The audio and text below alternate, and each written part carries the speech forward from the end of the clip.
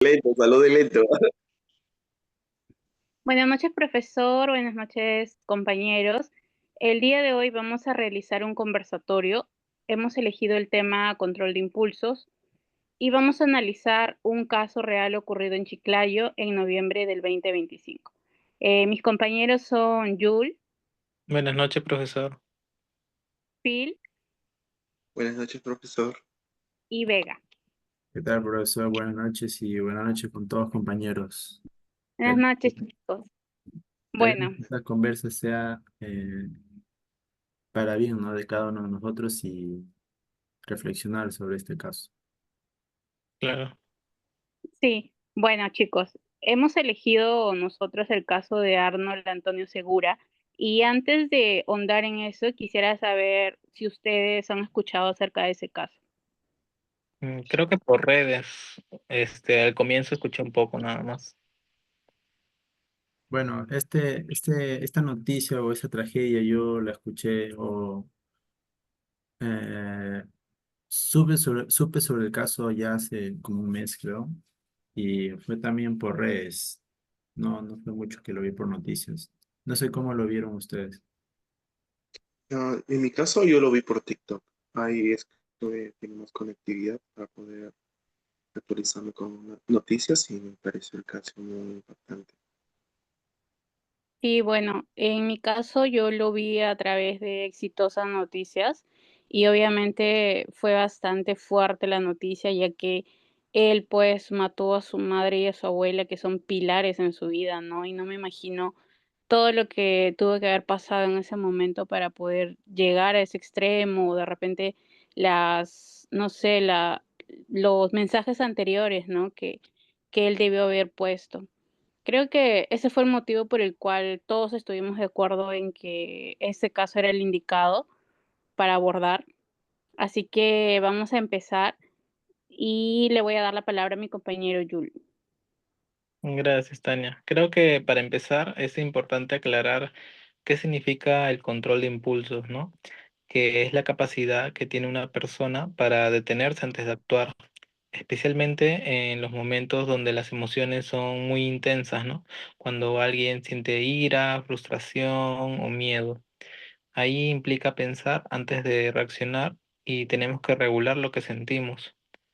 Cuando este control falla, la persona actúa de manera inmediata, sin medir sus consecuencias.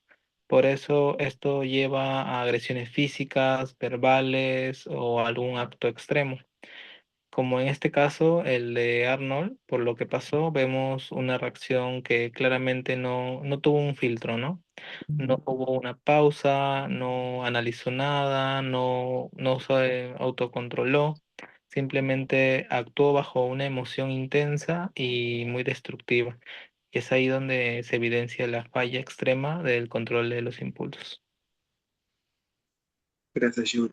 También quiero comentar algo también sobre el control de impulsos, ya que nos preguntamos todos hoy en día por qué es tan crucial esto. En sí, ¿por qué es tan crucial? Porque es la barrera invisible que que evita que nuestras emociones se conviertan en acciones dañinas. Es la herramienta que nos permite frenar antes de herir, detenernos antes de destruir. Cuando ejercemos control de impulsos, abrimos la puerta al diálogo en lugar de la violencia, nos damos la oportunidad de escuchar, de negociar, de encontrar soluciones sin recurrir a la agresión. Y al hacerlo, protegemos lo más valioso, nuestras relaciones, tanto familiares como sociales, que son el tejido que sostiene la comunidad. Además, este autocontrol nos ayuda a pensar con claridad, incluso en medio de la tormenta emocional. Nos permite tomar decisiones racionales cuando la ira, la tristeza o la frustración intentan apoderarse de nosotros, pero cuando este control falla, las consecuencias pueden ser devastadoras. En el caso del joven Arnold de Chiclayo es un ejemplo doloroso. Allí vimos cómo las emociones desbordadas, sumadas a conflictos familiares y posiblemente el consumo de sustancias ilícitas, terminaron en un desenlace trágico. Este episodio nos recuerda que el descontrol no es un simple error, puede marcar vidas para siempre. Por esto, hoy en día es algo importante tocar este tema, sea familiares, sean amigos, ya que el control de impulsos no es un detalle menor, no es un accesorio de la conducta, es un pilar, un fundamento sin la cual no la aplicamos, pues puede llevarnos a tomar decisiones fatales. La convivencia se quiebra y la sociedad se vuelve frágil. Cultivar este control es invertir en paz, en respeto y en humanidad. Así es, Phil. Y ahora para entender mejor cómo se rompe este autocontrol, hay que ver sus componentes que son cinco. Uno es el reconocimiento emocional, otro es la regulación emocional, la evaluación de consecuencias, la toma de decisiones y el control conductual. Cuando analizamos el caso de Arnold, vemos que prácticamente todos estos componentes fallaron, ¿no? No reconoció que estaba entrando en un estado de ira extrema, no reguló sus emociones, no evaluó consecuencias, ¿no? Como la cárcel o el daño irreversible, tomó decisiones impulsivas y finalmente actuó violentamente sin tipo de freno. Por eso este caso es tan ilustrativo para analizar la impulsibilidad. Sí, Vega. Mira, a partir de todo lo que ustedes se han explicado, podemos ver cómo este caso, ¿no? Encaja claramente dentro de una conducta impulsiva severa. Los hechos reportados por todos los medios que hemos visto, en sus casos de la forma en cómo se han enterado, ¿no? Esos antecedentes de violencia familiar, indicador de bajo comportamiento, ¿no? Todos esos fundamentos son los que pues llevaron a este chico, ¿no? A tomar esa trágica decisión, pues, que fue matar a su familia, ¿no? No me imagino, obviamente, los pilares que él pueda perdón, los pilares que son tan importantes como su mamá y como su abuela, no imagino cómo pudo haber llegado a ese extremo, ¿no? Y a eso añadirle, pues, que consumía sustancias, aunque no sea probado, es es ya un rasgo o ya había antecedentes sobre eso. Luego el ataque, ¿no? Repentino con arma blanca, la ausencia de análisis de consecuencias. Todas esas conductas llevaron a ese chico, pues, a tomar esa decisión.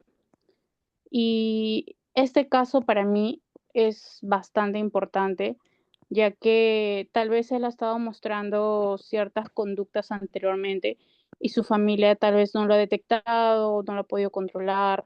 Y obviamente intervenir a tiempo es lo que a veces puede salvar a una persona, ¿no? Brindarle ayuda psicológica, apoyarlo, o hasta tal vez exigirle, obligarlo a que vaya, ¿no? Eso de ahí es algo bastante importante. Entonces, yo quisiera preguntarles a ustedes en lo personal, ¿cuál sería su reflexión final referente a este caso?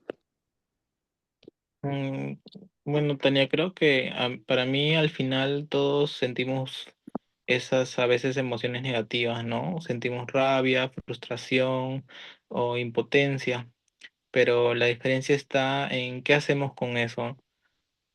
Podemos parar un segundo para respirar y pensar bien.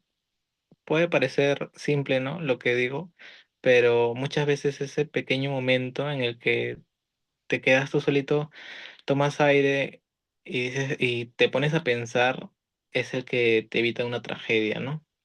Es Claro. como, claro, es como cuando uno igual está molesto, manda un mensaje con insultos, ¿no?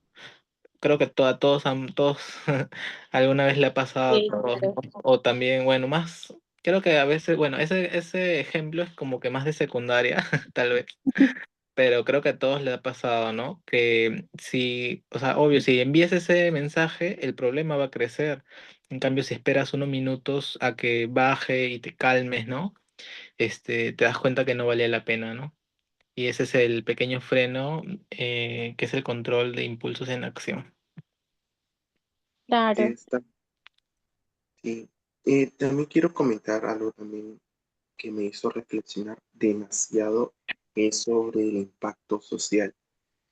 De acuerdo a lo que hemos mencionado, no solo como vemos, bueno, hemos redactado que es destruir una familia, sino que también nos obliga a mirar más allá. ¿Qué quiere decir esto? A reconocer las fallas en prevención, en acompañamiento, en apoyo que como sociedad hoy en día seguimos arrastrando. Hoy en día posiblemente seamos padres, familias, compañeros, estemos rodeados de personas. Muchas veces las señales de violencia están ahí, visibles, pero las normalizamos, decimos que son parte del carácter, que son cosas de jóvenes, que ya se les pasará, y ese acto de minimizar, dejamos que la violencia crezca, se acumule y finalmente estalle en tragedias que nadie espera, pero que en realidad pudieron haberse evitado, tan solo escuchar. Hoy en día no sé si todos escuchamos a nuestros hijos, ¿no? O si no hijo, por ejemplo, le cuento algo a mi madre, pues yo sé cómo voy a sentir, entonces también es la comunicación que hay dentro de una familia. Mm. El impacto social es profundo. Una tragedia no afecta solo a la víctima y al agresor, se expande como ondas en el agua, toca a los padres, a los hermanos, a los amigos, a los vecinos y finalmente a toda la comunidad. Cada acto de violencia nos recuerda que no estamos aislados, que lo que ocurre en una casa repercute en la sociedad entera. Por eso, por eso necesitamos fortalecer la prevención, no basta con reaccionar después del daño. Debemos aprender a identificar las señales tempranas, a escuchar cuando alguien pide ayuda, a intervenir cuando vemos que una persona está perdiendo el control. La prevención es educación, es diálogo, es enseñar que la violencia nunca es una salida.